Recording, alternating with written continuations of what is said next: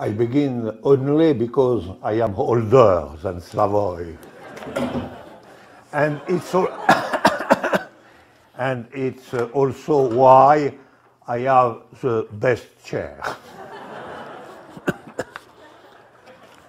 So all that is perfectly good. I name anti-philosophy. Any system of thought, any thinking, if you want, that opposes the singularity of its act to the philosophical category of truth. So anti-philosophy is that sort of thinking which lies on the contradiction between philosophical discourse on one side and activity or creative act of life on the other side. We can also say that an anti-philosopher uses some features of his or her personal life against the universal abstraction of the philosophical discourse. We know three great classical anti-philosophers. Pascal, against Descartes.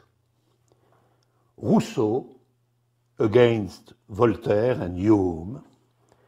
And Kierkegaard, against Hegel. And we know also three great modern anti-philosophers who are against the entire philosophical tradition. Nietzsche, Wittgenstein, and maybe Lacan. All that is clear for Nietzsche, the most important modern thinker, in fact, for a large part of the philosophy during the last century. For Deleuze, Foucault, Heidegger, and many others, Nietzsche is something like the horizon. We find in Nietzsche the paradigmatic relationship between the act and the destitution of truth. In The Crepuscle of Idols, Nietzsche describes his work in these terms. I quote, "We have abolished the world as truth. This abolition of truth is the negative condition for the Dionysian affirmation." And to explain this affirmation, Nietzsche engages his proper existence as an historical act, a decisive rupture. Nietzsche, in fact, the life of Nietzsche, the proper name of Nietzsche, Nietzsche as a living body, is a fundamental argument for Nietzsche himself, for the affirmation against the philosophical tradition. I quote, I am, Nietzsche, who speaks. I am something more than the leading philosopher of our time. I am something decisive and fatal that springs up between two millenaries. A beautiful declaration.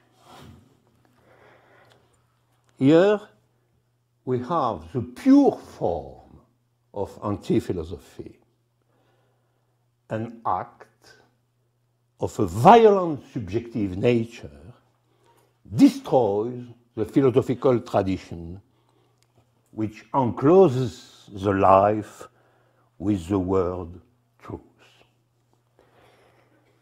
The anti-philosophy, with the radical potency of its act, opposes to the philosophical discourse a simple point, a living point, which is a real point.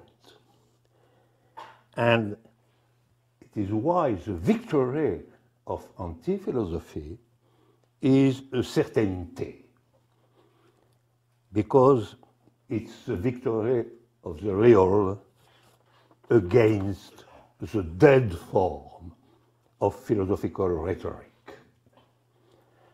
The discourse of the real, which is realized in a decisive act, cannot disappear.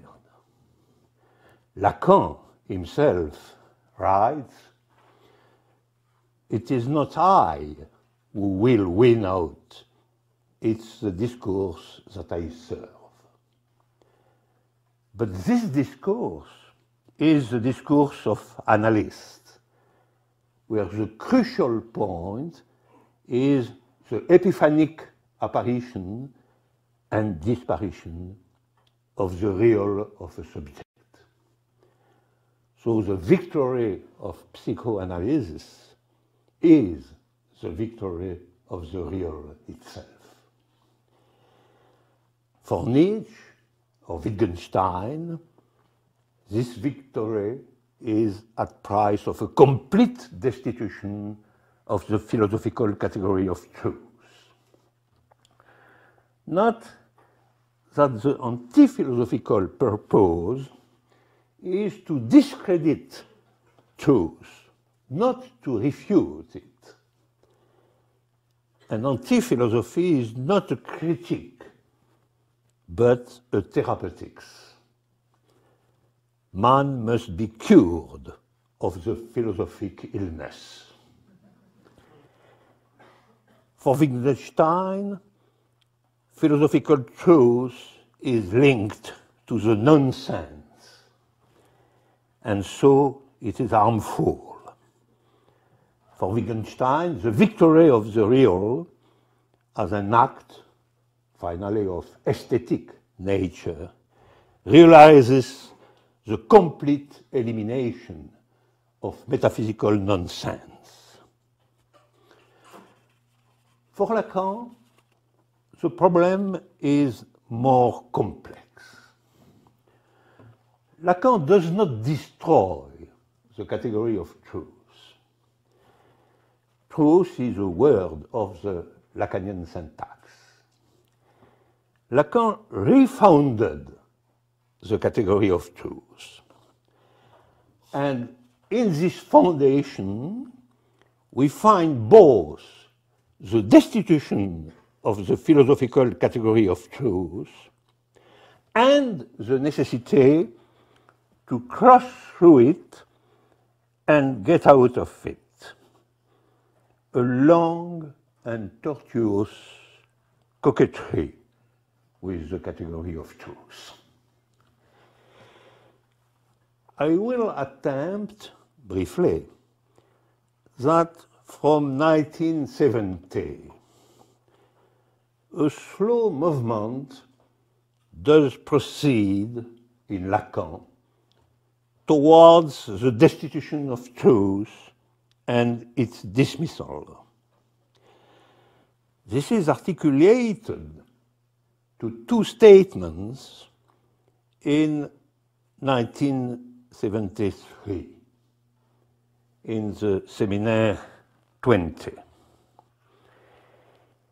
May 15, 1973, I quote, "There is some rapport of being that cannot be known." There is something of the real that cannot be known. And March 20, the same year, I quote, what is specific to analysis is that it can constitute for itself knowledge concerning the truth. What is specific to psychoanalysis is constitutes for itself knowledge concerning the truth. These statements, which are related, are about truth, precisely. And the tension is this. On the one hand, truth is supreme as unknown. The truth of the subject produces for the subject itself no knowledge of this truth. It is why truth is unconscious. On one side, but in the hand, on the other hand, the aim of analysis is to generate knowledge about the unknown.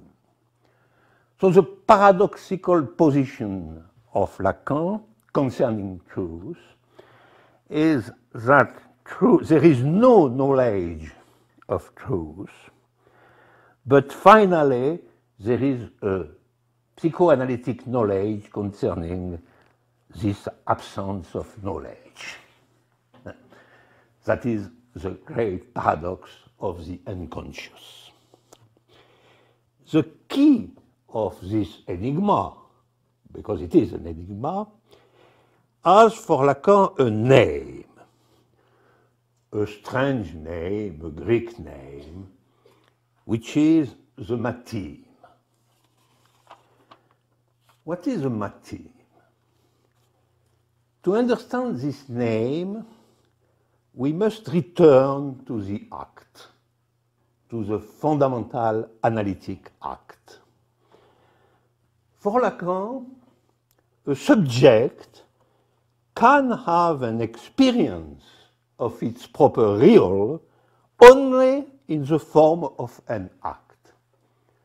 There is, if you want, no abstract knowledge of the real.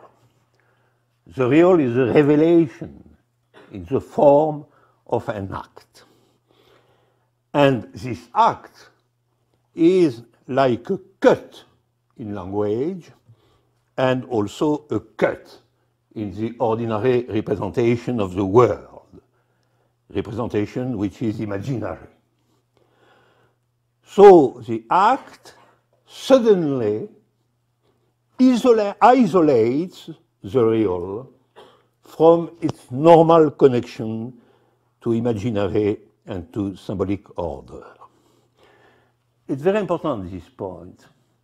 The act, generally speaking, is not only in the field of psychoanalytic cure.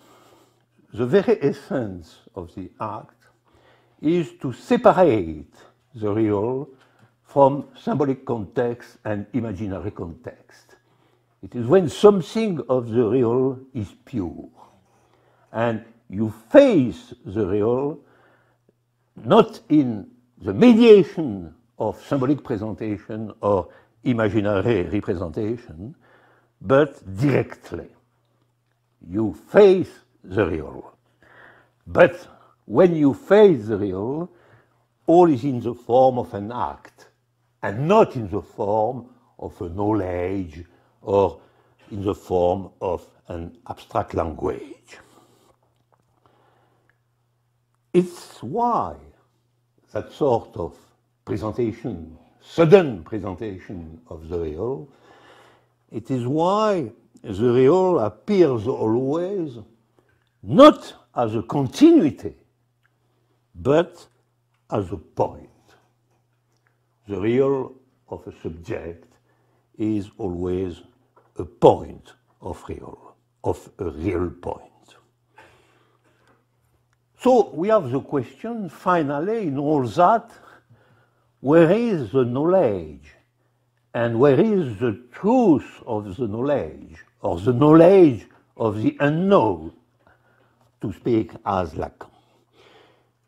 Is there a knowledge of the result of this sudden apparition of a real point?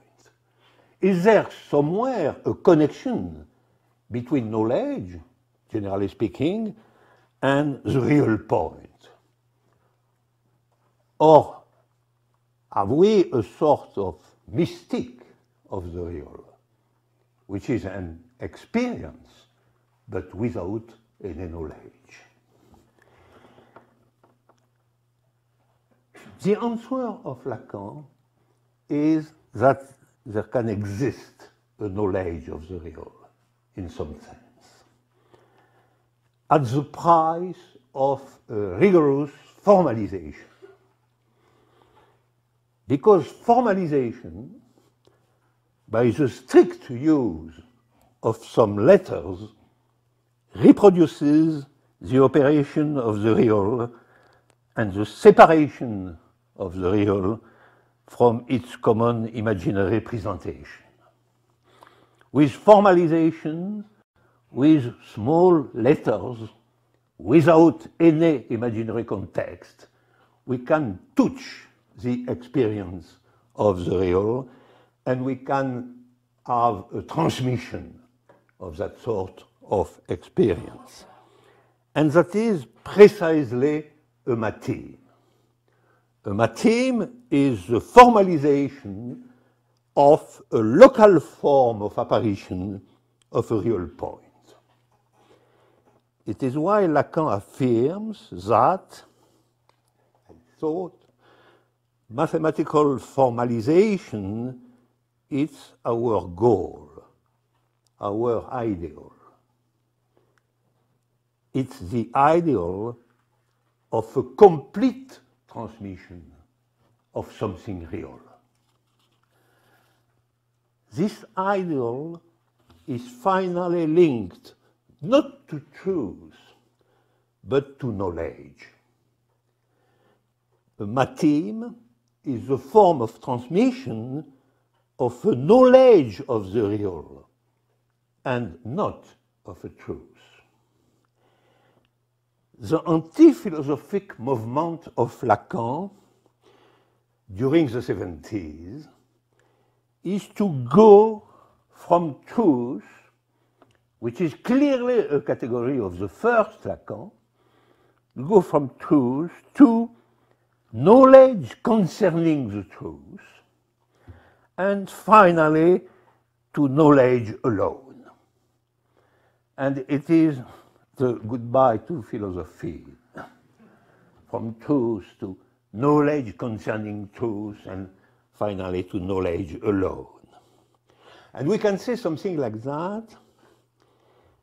Philosophy, from the very beginning, affirms the existence of a truth of the real. It's the goal of philosophy. Find something which we can name a truth concerning the real.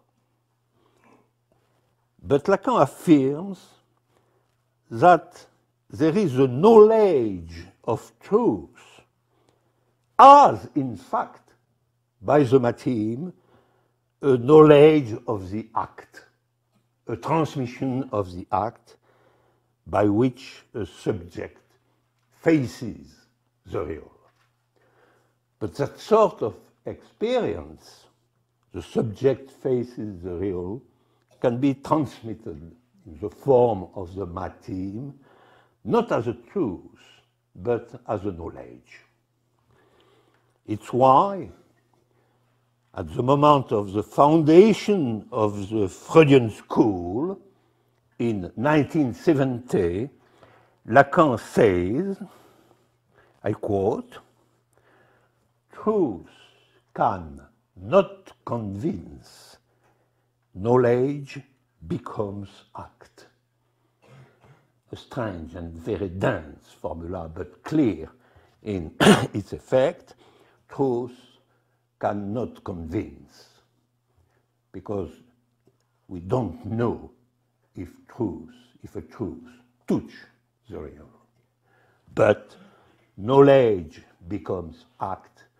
Knowledge can have certain relationship to the real by the mediation of the matim of an act. And so it's neither a philosophical position nor a mystical position. That is the point.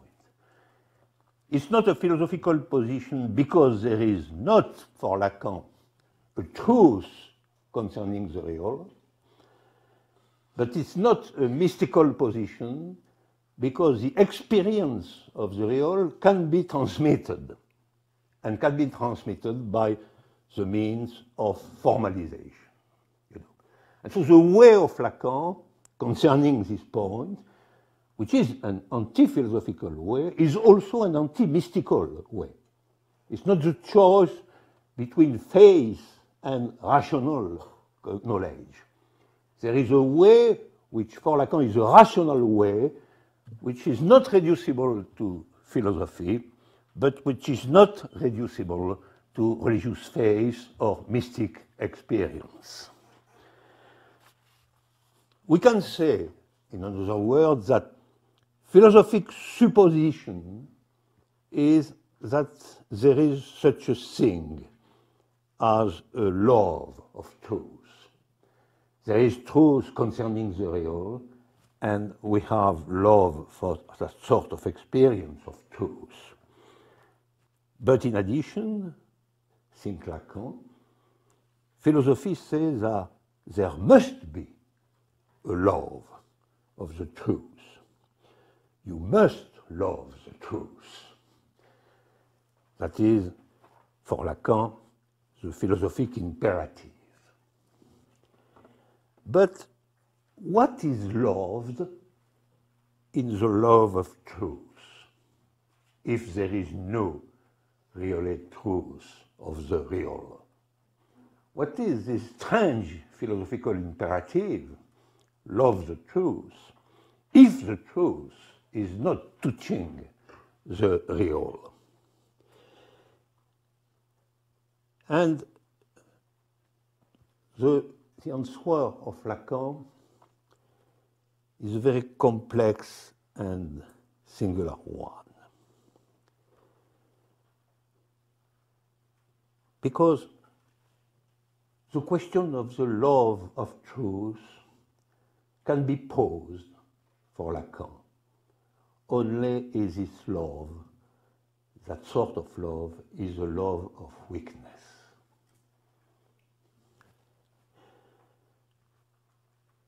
The love of truth is the love of this weakness, I quote Lacan, is the love of this weakness that we have lifted the veil off from what is hidden by the truth, and that is called castration. Explanation: truth, in its philosophical sense, is not at all for Lacan, as for Heidegger, for example, like for Heidegger, for example, the unveiled, the revelation of the real, the point where being is touched. It's much more truth in its philosophical sense, the veil itself, the dissimulation, the fundamental dissimulation of something. The veil which hides a very essential fact, the fact that castration, loss, imperfection, all the forms of weakness and impotency are radical conditions to human existence and for human knowledge. In the philosophical form, the love of truth is the dissimulation of a love for impotence and weakness. The love of what does not say everything, the love of what is impotent to say everything. For the analyst, it's useless to love the truth. However, it is necessary to love knowledge and to desire the maxime. The love of truth, says Lacan, is at the center of philosophy, but it pretends to love the truth as power and not as impotency or weakness. And the philosophical illusion resides in that, to say that the love of truth is the origin of a new power of knowledge and finally of human existence. The philosophic patient wants to promote a love of truth as power, and that is necessarily a complete failure. The veritable anti-philosophic thesis of Lacan is, if we pretend to love the truth as power, if we occult the fact that any love of truth is love of a weakness, then we will be impotent with respect to knowledge. We will be exposed to the passion of ignorance. And so you see, at this point, the vision of philosophy by Lacan is a vision of an attempt of a love of truth, which is exposed, in fact, as the passion of ignorance. And so the road, the philosophical road to the truth, finally, is a weakness in face of the question of knowledge. In terms of subjectivity, to place a limit to the passion of ignorance in terms of truth, it is absolutely necessary to love in the truth a weakness. The force of the love of truth is being that of the love of a weakness, and that is, finally, the limited love of knowledge. Philosophy is then a precarious disposition with regard to the passion of ignorance. You know, finally, everything in this vision depends on the triplet knowledge, truth, real. That is where the psychoanalytic act justified Lacan's saying, rise up in arms against philosophy. It's because at the end of his career, he was thinking that philosophy is a sophisticated form of ignorance. I stop here, and I stay under the accusation.